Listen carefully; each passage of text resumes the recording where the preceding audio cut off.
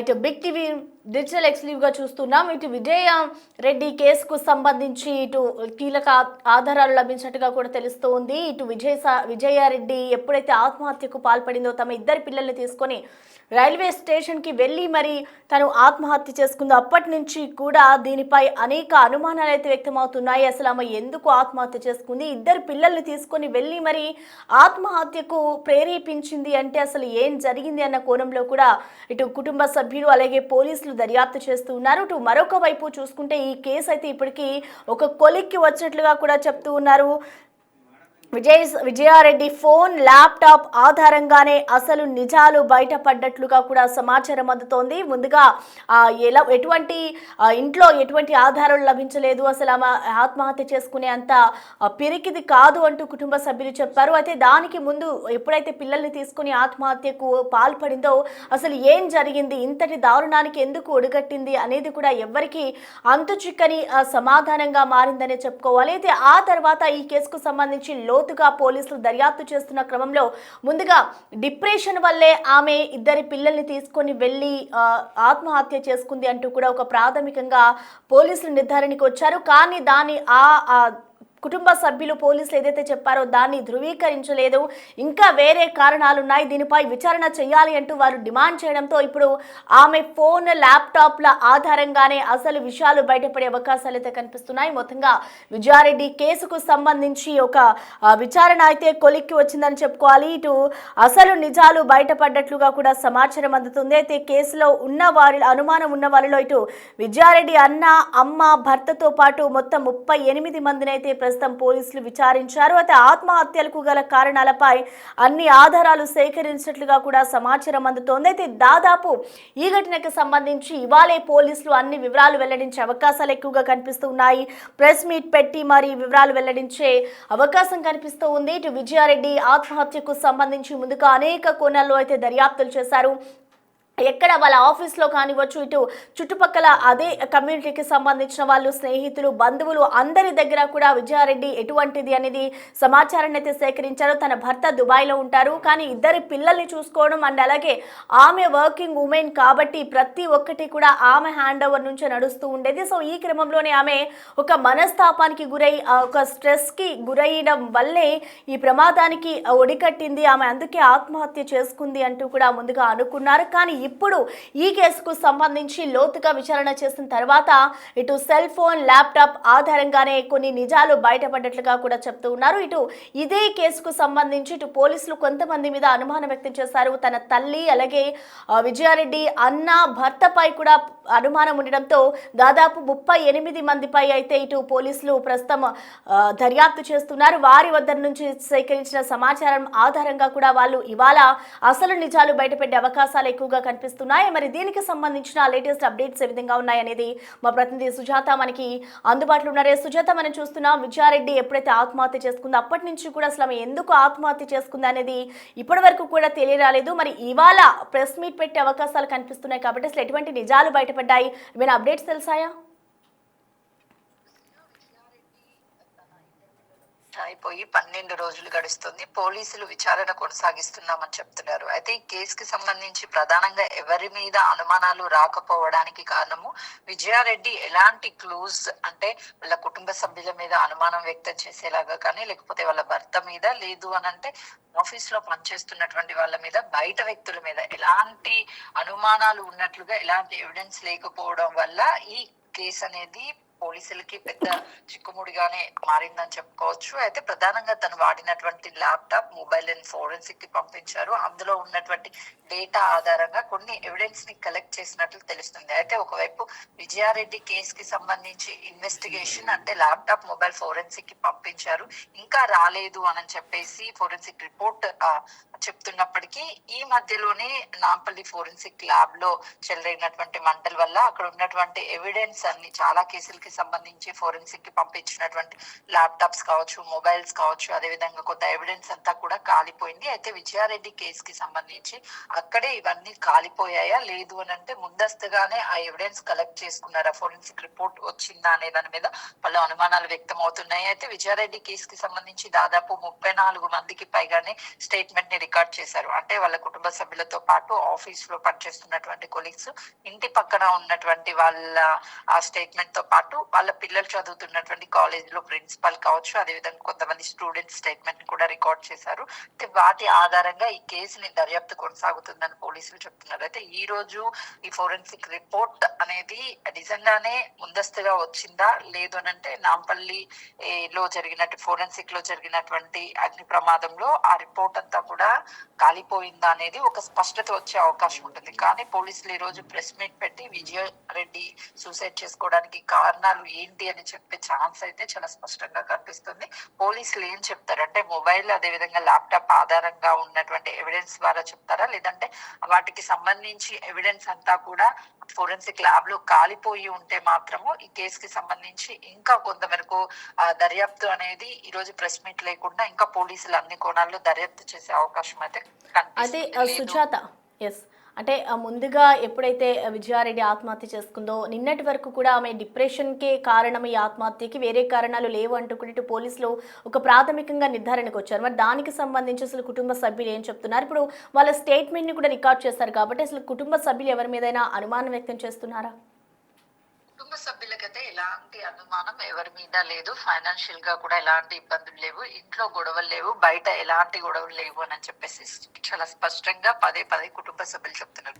పోలీసులు తను డిప్రెషన్ తో చనిపోయింది అని చెప్పారు, ప్రాథమికంగా నిర్ధారించారు అని చెప్పినటువంటి వార్తల్ని కూడా వాళ్ళ కుటుంబ సభ్యులు ఖండిస్తున్నారు. పోలీసులు మాకు ఎలాంటి ఇన్ఫర్మేషన్ ఇవ్వలేదు, ఎందుకు చనిపోయింది అనేది కేసు దర్యాప్తు కొనసాగుతున్నటువంటి టైంలో చాలా మంది కేసుని తప్పుదారి పట్టించడానికి అనేక మంది మీడియా వాళ్ళు అనేక వార్తలు రాస్తున్నారు.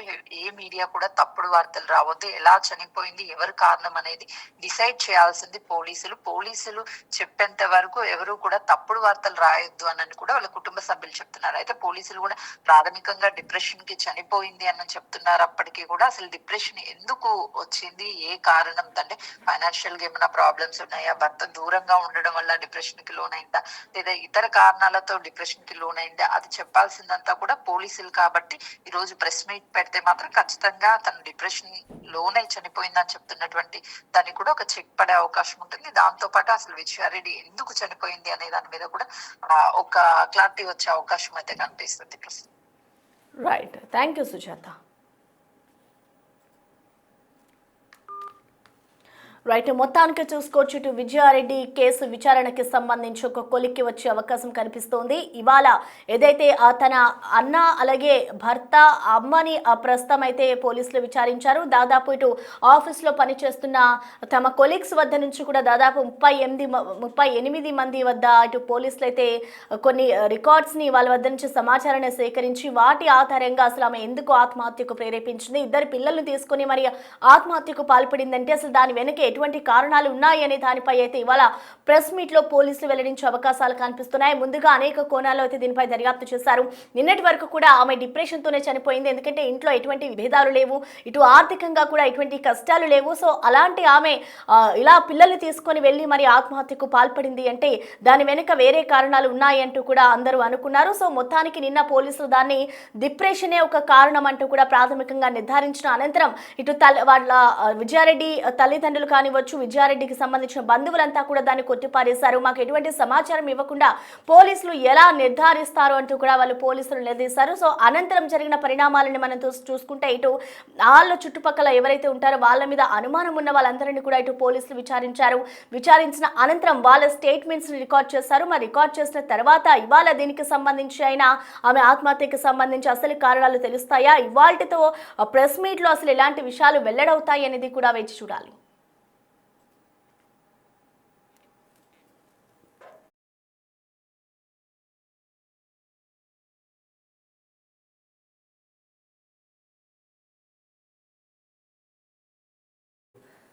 ఇక విజయారెడ్డి ఆత్మహత్యకు సంబంధించి అసలు కారణాలు ఏంటి అనేది ఇంకా తెలియరాలేదు కాబట్టి అసలు తన కుటుంబ సభ్యులు ఏమంటున్నారు, మెయిన్ గా విజయారెడ్డి అన్న ఏమంటున్నారు అనేది మరింత సమాచారాన్ని మా ప్రతినిధి సుజాత అందిస్తారు. చెల్లి కాంటాక్ట్ లో మీ పేరు విలన్ అని పెట్టుకుంది, మీరంటే భయపడుతుంది అని చెప్తున్నారు. నిజంగా విలన్ అనే ఉంటుందా మీ పేరు? విలన్ కాదండి, విలన్ కాదు, హిట్లర్ అని పెట్టుకుంటా చెల్లి. హిట్లర్ అంటే హిట్లర్ మూవీలో చిరంజీవి లాగా మా అన్నయ్య అనుకుంటున్నా. అందరికి చెప్పేది విలన్ మూవీలో హిట్లర్ మూవీలో చిరంజీవి క్యారెక్టర్ అని అనుకుంటుంది. నా పేరు కూడా అదే కాబట్టి మా చెల్లె అట్లా పెట్టుకుంటుంది హిట్లర్ అని. మా అంత అట్లుంటాడు మా అన్నయ్య అని అంత ఆ సినిమాలో అనుకుని చెప్తుంది, మా చెల్లి పెట్టుకుంటుంది అట్లా. ఫైనల్గా అండి, ఎందుకంటే మీ కుటుంబాన్ని కోల్పోయి మీరు బయటికి రాలేనటువంటి సిచ్యువేషన్లో ఉన్నారు, కానీ అనేక వార్తలు మీ మీద ఆరోపణలు, అంటే చిరంజీవిని విచారించాలి, తల్లిని విచారించాలి, వాళ్ళిద్దరిని విచారిస్తేనే అన్ని విషయాలు వస్తాయని చెప్పేసి పదే ట్రోల్ చేస్తూ ఉన్నారు. బిగ్ టీవీ ద్వారా ఏం చెప్పాలనుకుంటున్నారు ఫైనల్లీ? నేను మీ ద్వారా నేను చెప్పాల్సుకున్నానంటే, ఆల్రెడీ కుటుంబాన్ని కోల్పోయినామంటే మీ ఈ యూట్యూబ్ మీద ఏదో చిల్లర పైసలు సంపాదించుకుందామని మీరు పెట్టుకొని చేసుకోండి, కానీ ఏదన్నా సమాజానికి పనికొచ్చే వీడియోలు చేయండి, ఏదన్నా కార్యక్రమాలు చేపట్టండి. కానీ ఏదో ఏమిటికి ఏం తెలియదు, అది ఏమేమో ఛానల్ అంట, ఏందో అది ఎందుకు పెడుతురు, రోజుకో మాట పూటకో మాట, పెద్ద ఛానళ్ళు కూడా అని తెలుసుకొని గ్రౌండ్ రిపోర్ట్ తెలుసుకొని పోలీస్ వారి దగ్గరికి మేమే నేను మా మదరే వెళ్ళి మేమే డీటెయిల్స్ అడిగినాం, మేమే అడిగిన సార్ వాళ్ళు కూడా చాలా బాధపడతారు. తెలుసుకుంటారు కండి వాళ్ళు కూడా, తెలుసుకోరా గ్రౌండ్ రిపోర్ట్ ఏంది, వాళ్ళు ఏంది, నా గురించి ఏంది, మేము ఏంది, మా పిల్లలు ఎట్లా చదువుకున్నాం తెలుసుకుంటారు కదా. ఇక్కడ జరిగింది మా చెల్లె అండి, ఫ్యామిలీ వైఫ్ అండ్ హస్బెండ్ కాదు, మా చెల్లె మా అల్లుడు కోడలు ప్లస్ మా మమ్మీ ఇక్కడ ఉండదు. అది మా విషయం. చెప్పింది వాస్తవమేనండి, ఎందుకంటే చాలా మంది ఇష్టానుప్రకంగా రాస్తున్నారు. ఏం జరిగింది అన్న విషయము మీకు, మీ తల్లికి, లేదంటే చనిపోయిన వాళ్ళని ఇలాగో తీసుకురాలేము కాబట్టి వాళ్ళకి జరుగుతుంది. కానీ ఇంకొక ఆరోపణ వస్తుంది, ఏంటి అని అంటే చనిపోయేటువంటి వారం రోజుల ముందు తల్లితో గొడవ అయ్యింది, అన్న తల్లి కలిసి ఆమెను బాగా కొట్టారు, అందుకే ఆమె డిప్రెషన్లోకి వెళ్ళింది, ఆ పిల్లల భవిష్యత్తు ఏంటి అని అర్థం కాక చనిపోయిందని కూడా ఆరోపణలు వస్తున్నాయి. లేదు, మా మదరు మా చెల్లి ఫ్రెండ్స్ లానే ఉంటాం, ప్లస్ నేను మా చెల్లె కూడా ఫ్రెండ్స్ లానే ఉంటాం. అందరూ కుళ్ళుకునేది, అరే అన్నయ్య చెల్లె అంటే ఇదేమో ఒక్కసారైనా కొట్లాడుకోరేంద్రా వీళ్ళు ఎట్లా, మా చుట్టాలలో కూడా అదే వీళ్ళు ఎట్లా కలిసి ఉంటారు, ప్రతి ఒక్కరికి అదే డౌట్ అండి. ఎంత అన్యాయంగా ఇప్పుడు దగ్గర పెళ్ళి కూడా 22 years దాటిపోతుంది కదండి. ఎవరైనా ఇప్పుడు మామూలుగా సంక్రాంతి దసరాకు చెల్లి వస్తే అయ్యో వచ్చిందా అని ఇంకోళ్ళు అనుకుంటారు, అయ్యో ఏముండాలి ఏం పెట్టాలని విచారంగా చూస్తుంటారు. మేము అట్లా కాదండి, మేము అసలు ఎంత అన్యోన్యంగా అంటే ఫ్రెండ్స్ లాగానే మేము కొట్టడం కానీ ఏది కానీ, ఆమెను మా చెల్లెని కొట్టడం అసలు అదే అండి. ఎందుకంటే ఆమెనే టైగర్, ఆమె మా ఇంట్లోనే టైగర్, ఆమె ఎట్లా చెప్తేనే అట్లా మా ఫ్యామిలీ నడుస్తుంది. అని ఇట్లా ఉండాలని, ఇట్లా చేసుకోవాలి బాగుపడాలి అని అంటే సరేనా అంటే నేను ఏదైనా సరే నేను ఇది రియల్ ఎస్టేట్ చేస్తున్నావు, జాబ్ కూడా చేసుకోరా అని చెప్పింది మా చెల్లె. జాబ్ కూడా ఎట్లా చేస్తావు కదా, ప్రతిరోజు ఉండే పని అయితే ఉంటుంది, జాబ్ కూడా చేయాలని లాస్ట్లో ఇట్లా కూడా చెప్పినాను, జాబ్ చేయాలని సరే అనుకున్నాను. నేను అంతకుముందు ఐటీలో వర్క్ చేశాను, 3 years వర్క్ చేశాను. సరే దాంట్లో పెద్ద విషయం ఏముంది, నాకు ఎప్పుడు ఆలోచన రాలే అని, నీకు ఇంత తెలియ ఉంది ఎందుకు ఐటీ ఫీల్డ్లో చేసినావు, నువ్వు రియల్ ఎస్టేట్ చేస్తున్నావు, సాటర్డే సండే కూడా నువ్వు చేసుకోవచ్చు కదా, నువ్వు ఏముంది వర్క్ ఫ్రమ్ హోమ్ మ్యాక్సిమం నీకు ఎక్కడైనా వస్తుంది. అట్లా సరే అనుకున్నామండి. అన్నీ బాగా ఆలోచన, మా అన్నయ్య ఇట్లుండాలి అట్లుండాలని బాగా మా మదర్తో కలలు కంటూ ఉంటుంది. వాడు ఉన్నాడు, అంత తెలివి ఉన్నాడు, వాడు అంత చదువుకుండు, ఇదేంది రియల్ ఎస్టేట్ ఏంది, ఇది ఉంది, ఎట్లా చేసుకోవచ్చు మనం, సాటర్డే సండేనో ఏమైనా ఎప్పుడైనా చేసుకోవచ్చు, లైఫ్ ఖరాబ్ చేసుకుని మంచి జాబ్ చేసుకోవాలి, ఇట్లా కలలు కలేదండి అని నేను అనేది. ఏదో ఒకటి చేసుకుంటున్నాం కదంటే రెండు చేసుకోవాలి, మనం రెండు చేసుకుంటే బతకగలుగుతాం. ఎందుకంటే చిన్నోడు ఉండు, చేసుకుంటే తప్ప నీకు ఇంగ్లీష్ బాగా వచ్చు, నీకు తెలివి ఉంది, ఎవరెవరో తెలివి తక్కువ వాళ్ళు వీళ్ళే మంచి జాబులు వేస్తారు, మేనేజర్ స్థాయిలో ఉన్నారు నీ ఫ్రెండ్స్ కూడా, నువ్వు చేసుకుంటే ఏమవుతుందంటే సరే అట్లా కూడా అనుకున్నాను, ఓకే అన్న నేను అట్లా ఆ విధంగా ఉంటామండి. ఇంకోటి ఏంటంటే మీ ఛానల్ ద్వారా మీరు అంటున్నారు, నేను ఎక్కడ చూడలేదు, కొంతమంది చెప్పారన్నమాట కొన్ని ఛానల్కి ఇట్లా చేస్తున్నాను. నేను కూడా ఎందుకంటే నేను స్పందించొద్దు అనుకున్నాను, ఎందుకంటే నా ఇల్లు మునిగిపోయిందండి. ఏం స్పందించాలండి, ఏదైనా బర్త్డేనా ఇంకోటా లేకుంటే నేను ఒక వీడియో తీసి పెట్టాను నీకు, నేను అసలు ఈ షాక్లో ఉన్నానండి. నేను అసలు తినబుద్ధి అవ్వట్లేదు, తాగబుద్ధి అవ్వట్లేదు, అసలు ఏం చేయాలో కూడా అర్థం కావట్లేదు, ఎవరికి చెప్పుకోవాలో కూడా అర్థం. నా దేవుడే కనిపిస్తే దేవుడిని అడగాలంటే, ఎందుకు తీసుకుపోయినా మా చెల్లిని, ఏం ప్రాబ్లం ఏంది నీకు అని అడుగుదామనుంది.